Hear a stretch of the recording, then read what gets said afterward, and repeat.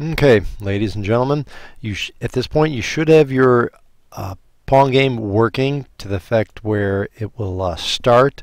You can play on both sides and just have a working game, and it will score and will go till the end. Okay.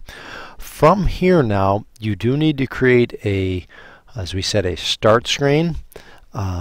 Change it, instead of the flag starting the game, the 1 key will start the game, and then we're going to make a game over screen as well. We're going to do that here in about hopefully in about 4 or 5 minutes, so stay with me.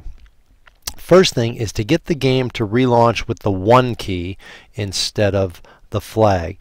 I'm going to hit this triangle right here so we can get more room to work with our code, and basically in all of our sprites we're going to do, instead of when we click the flag, we're going to undo that, and then we're going to take our events and we're going to do when the space key is pressed, but just change it from space down to the arrow, go to where it says 1, and we're going to do when the 1 key is pressed. And we're going to have to repeat that for all of our sprites.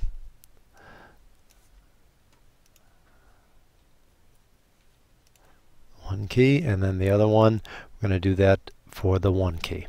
You should have the 1 key now for all the sprites. So now, instead of when clicking the flag it doesn't start, that way on the arcade console you can hit the 1 key and things are ready to go. And what happens is this should restart your game as well with the 1 key once the game is over. Okay? Wonderful. Hit the 1 key and it starts all over again. Alright, to make our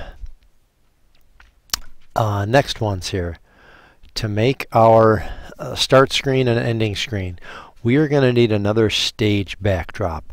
So what I'm going to do is I'm going to create just a backdrop from the library. You can use either one from the library or one from the web. I'd recommend, if you get one from the web, that you make it 480 by 360. I'm going to choose the castle right now as my opening backdrop. I'm going to put this as the first backdrop. You can see that, and I'm going to call it opening or game start. Let's call it game start as a name there, and then I'm going to write some text on it, and I'm going to call it, let's see, what color do we want? How about a nice blue? Game. Oops. Gotta click in there. And in all caps, game start. And how about, let's see, press 1 to start.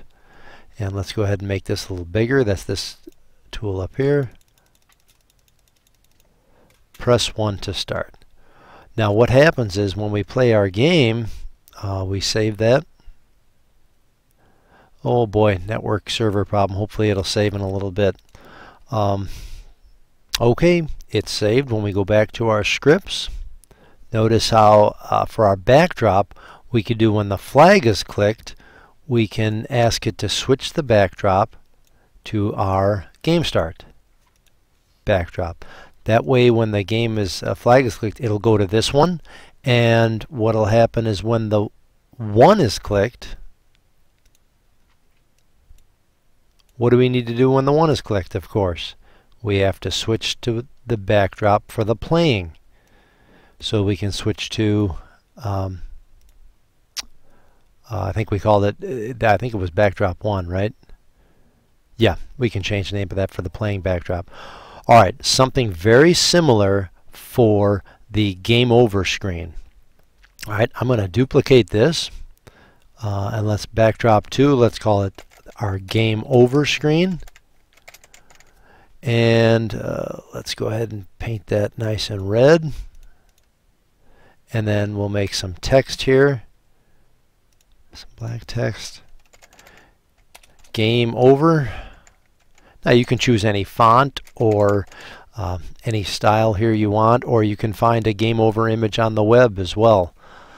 Let's go ahead and make that a little bigger. Yeah, very nice. Okay, and that's called game over.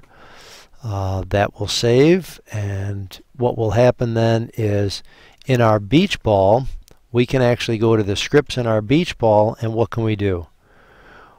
Right before we stop all, as the left player score gets to its end, we can switch the backdrop to game over, and do the same thing for when the right player score gets to 7. That's down here below. Switch the backdrop to game over just before you stop all. What will happen then is, as you're playing, you can click the flag, press 1 to start. Now you're ready to go. You're in playing mode. And then what happens is, as the game goes all the way through, what's going to happen at the end? It should switch the backdrop to game over, and it looks like a production quality game. You can add, these start screen and end screen should be included with your theme. Okay, and that's great. Actually, I should probably put the the game over. That looks good. This can be incorporated into your theme, so that things tie together, and hopefully you have a good chance now to use this video to get these involved with your second version, the final version of your game. Remember, these do not need to be included in the rough draft. If you have any questions, let me know.